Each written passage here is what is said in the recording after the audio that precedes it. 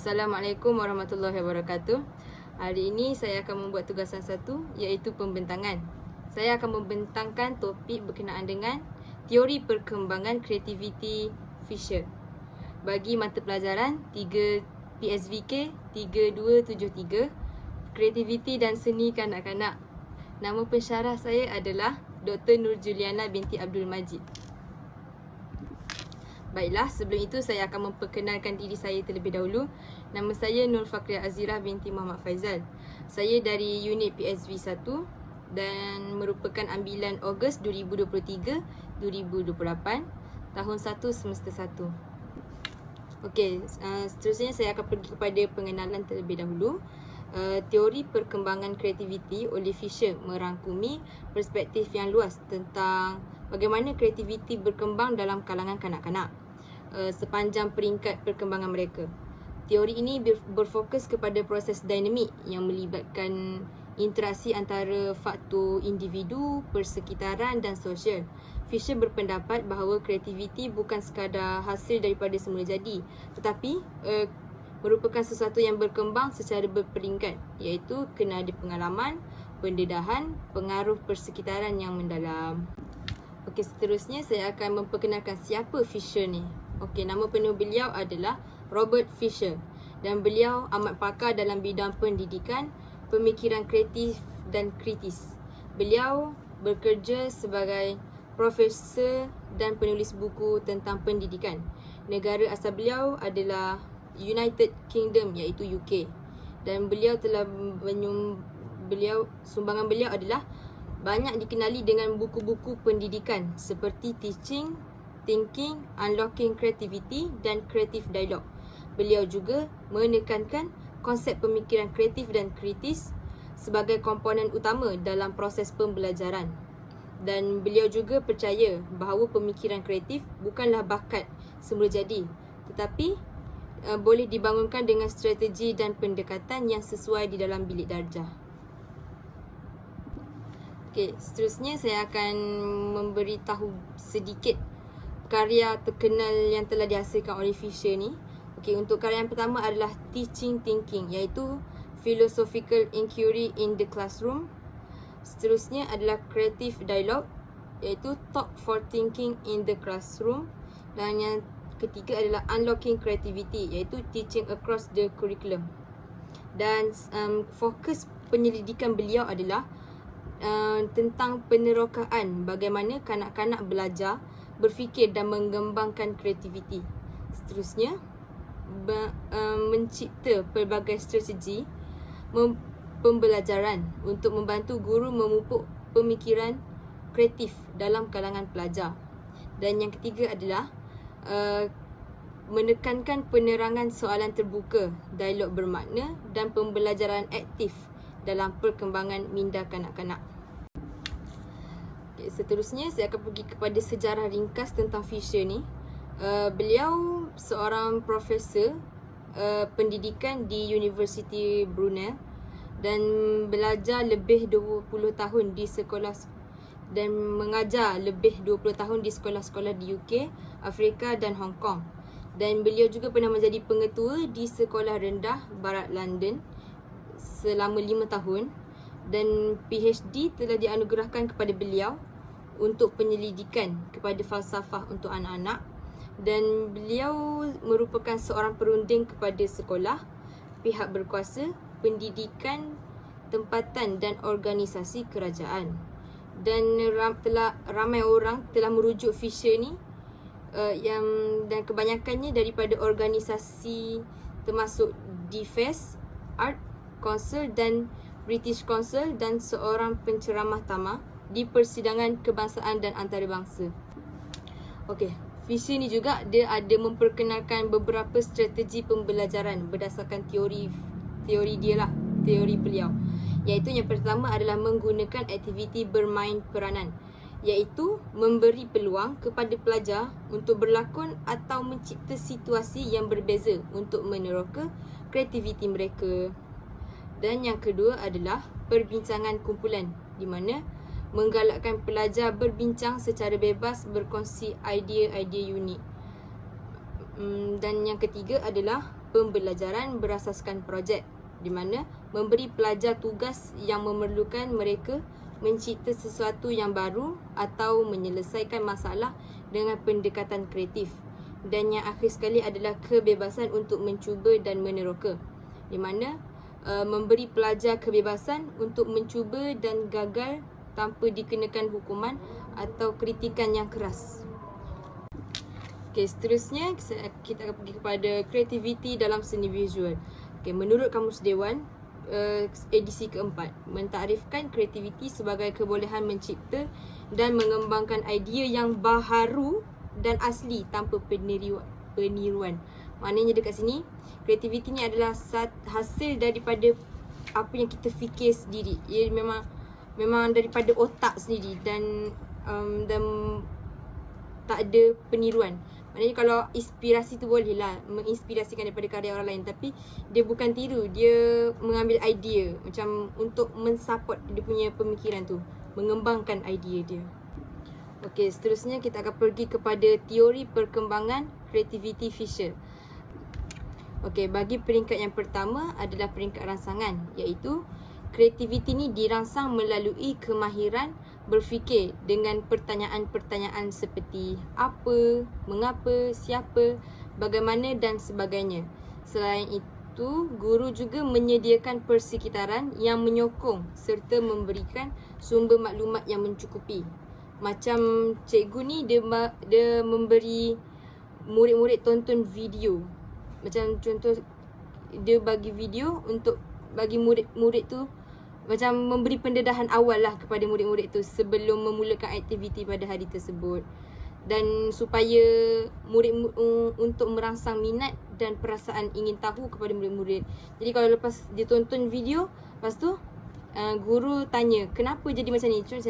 Macam ni. Nanti kalau murid tu boleh jawab, maknanya dia faham lah apa yang isi daripada video tersebut. Okey, untuk poin yang kedua iaitu peringkat penerokaan, iaitu pelajar ni mengambil masa untuk merenung dan memproses maklumat yang telah dikumpul daripada video yang cikgu tunjuk awal tadi. Di mana dia dah dapat tu, dia macam fikir balik, oh macam ni. Jadi dengan itu, guru boleh mendorong pelajar untuk berehat seketika selepas aktiviti yang mencabar pemikiran mereka, seperti berbincang tentang pengalaman mereka. Dia macam kalau dah start kan, macam murid macam relax dulu, lepas tu guru pun dia persoalkan, macam dia tanya apa pengalaman bagi murid tu refresh balik, dia macam ingat balik. Jadi macam memanaskan otak murid-murid tu untuk berfikir apa-apa je lah yang berkaitan dengan pelajaran mereka. Dan aktiviti seperti berimajinasi dan bermain atau melukis sering membantu pelajar mencetuskan idea baru. Itulah functionnya apabila cikgu macam itulah yang tanya pengalaman dia. Benda tu kan, pengalaman kan benda yang dah berlaku. Jadi bila cikgu tanya balik, cikgu macam pancing balik lah, bagi dia boleh panaskan balik otak dia. Okey, untuk yang poin yang ketiga iaitu peringkat perancangan, di mana pemikiran kreatif slow-slow timbul dan pelajar dapat menghasilkan idea yang baru dan asli. Di mana apabila cikgu dah cuba buat murid-murid berfikir tadi, murid-murid kan macam, lah macam ni je. Lepas tu dia boleh macam, oh aku boleh buat macam ni, Jadi seterusnya guru pun boleh beri peluang dan ruang kepada pelajar untuk berkongsi idea yang murid-murid tersebut dah fikir. Jadi apabila murid ni dah ada idea, jadi dia akan excited, jadi dia akan mungkin dia akan cerita kepada kawan-kawan dia, lepas tu kawan-kawan dia pun cerita kat dia. Lepas tu daripada situ aktiviti perbincangan berlaku, di mana murid-murid berkongsi idea dan itu boleh membuatkan mereka menambah idea baru. Dia macam mendorong banyak idea. Dia macam tiba-tiba murid lain ni bagi idea, jadi macam oh dia gabung dengan idea dia. Jadi daripada situ idea dia boleh jadi lebih menarik lah, sebab dia menggabungkan idea dan idea. Okay, bagi poin yang keempat iaitu peringkat aktiviti, di mana proses ini melibatkan pemikiran kritikal di mana pelajar menganalisis, mengkritik dan memperhalusi idea mereka supaya lebih praktikal. Guru juga menggalakkan pelajar untuk menguji idea mereka sama ada melalui percubaan, eksperimen atau penyelidikan lanjut. Dan aktiviti seperti debate, simulasi atau permainan boleh membantu pelajar menguji kesahihan idea dan mendapatkan maklum balas untuk penambahbaikan. Dan akhir sekali adalah kajian semula, di mana kajian semula ini merupakan fasa refleksi lah, di mana kanak-kanak menilai hasil kerja mereka dan apa yang telah mereka pelajari pada hari tersebut, membantu mengembangkan kemahiran metakognisi, iaitu kemampuan untuk merenung tentang proses pembelajaran mereka sendiri. Macam cikgu pun boleh bantu kanak-kanak dalam kajian semula ni, di mana guru ni persoalkan balik apa yang telah dihasilkan oleh kanak-kanak tersebut. Sebagai contoh, murid tersebut dia menghasilkan satu karya di mana dia menghasilkan satu corak. Lepas tu, kemudian guru bertanya, kenapa macam mana awak boleh terfikir untuk buat macam ni? Nanti murid tersebut dia boleh mengongsikan apa yang dia fikir sewaktu peringkat perancangan tersebut. Sebab waktu aktiviti dia dah meluahkan apa yang dia rasa dia nak buat. Jadi sewaktu kajian semula, guru tanya, minta dia kongsi apa yang dia fikir sewaktu dia buat benda tu. Okey, kemudian berikut merupakan karya-karya yang telah dihasilkan oleh beberapa orang murid. Jadi saya akan menerangkan bagaimana guru menggunakan kaedah tersebut untuk menjayakan PDP pada hari berkenaan lah. Okey, untuk peringkat pertama iaitu peringkat rangsangan. Guru seni visual memulakan kelas dengan memperkenalkan dan memberikan pendedahan awal kepada murid-murid berkenaan dengan aktiviti yang ingin dibuat pada hari tersebut. Sebagai contoh, guru ni menunjukkan hasil yang dah siap, macam hasil yang orang atau guru dah buat dulu, tapi dah siap tu guru tunjuk kat murid-murid apa yang boleh dihasilkan. Sebagai yang contoh di sini, menunjukkan kepada murid berkenaan dengan apa yang boleh dihasilkan melalui bentuk tapak tangan. Jadi daripada situ murid memproses dalam otak mereka macam, oh, daripada tapak tangan pun boleh buat origami ke, boleh buat rama-rama, boleh buat berpatung. Jadi daripada situ mereka akan mengumpul input yang diberikan oleh guru tersebut untuk ke proses seterusnya. Iaitu yang kedua adalah peringkat penerokaan, iaitu selepas mengumpul maklumat, murid diminta untuk merangka idea mereka sendiri bagi mencipta apa sahaja menggunakan bentuk tapak tangan mereka. Jadi daripada situ murid tu dia meneroka warna apa dia nak buat, haiwan apa yang mereka nak hasilkan, macam-macam lah, corak apa yang mereka nak tambah. Dan pelajar ni dia keep on thinking, dia makin berfikir tentang tanpa terikat pada satu jawapan yang betul. Jadi kalau tak ada betul yang salah ni, jadi mereka akan fikir banyak. Okay, pada peringkat yang seterusnya adalah peringkat perancangan, di mana idea murid mula timbul dan merasa ingin menghasilkan sesuatu yang baru dan unik. Dan murid mula melakar di atas kertas tanpa meletakkan tangan di atas kertas. Maknanya mereka just lukis, melakar tanpa menggunakan tapak tangan mereka lagi. Jadi macam dia nak tengok apa lagi yang dia boleh hasilkan daripada situ.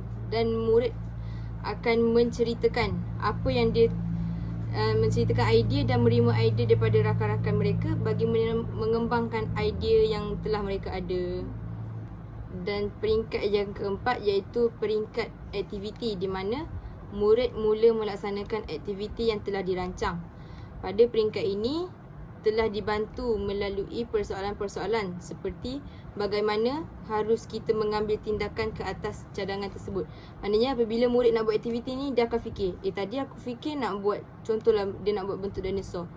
Tadi aku nak buat dinosaur, jadi kalau kat atas tangan ni, atas kertas ni aku nak buat macam mana? Macam mana dia nak buat untuk menjayakan cadangan yang dia buat tu? Macam mana dia nak buat untuk menjayakan apa yang dia fikir tu? Dan untuk yang peringkat terakhir iaitu peringkat kajian semula, di mana pada peringkat ini murid sedang menyempurnakan karya mereka dan mungkin memerlukan panduan tambahan untuk memperbaiki hasil akhir. Sebagai contoh, menambah corak dan hiasan. Maksud ayat memerlukan panduan tambahan untuk memperbaiki hasil akhir adalah macam guru ni persoalkan balik. Awak tak rasa, contoh dia tanya, awak tak rasa kosong ke kat sini? Apa kata kalau awak tambah ni sikit? Apa kata kalau awak tambah ni sikit? Maknanya daripada situ dia boleh improve balik lukisan dia, improve karya dia. Dan guru juga mempersoalkan mengemukakan soalan untuk refleksi, iaitu bertanyakan soalan yang boleh membantu pelajar melihat karya mereka dari sudut yang berbeza. Macam, awak rasa kalau macam ni boleh tahan ke? Macam tu, contoh. Okay, dan akhir sekali adalah kesimpulan, di mana berdasarkan teori Fisher tersebut, mengkritik karya kanak-kanak perlu dilakukan dengan pendekatan yang menghargai proses kreativiti, menggalakkan refleksi dan membimbing mereka ke arah penambahbaikan tanpa mengurangkan semangat mereka untuk berkarya. Ini akan membantu membina keyakinan diri mereka serta mengembangkan potensi kreatif dan dengan lebih menyeluruh.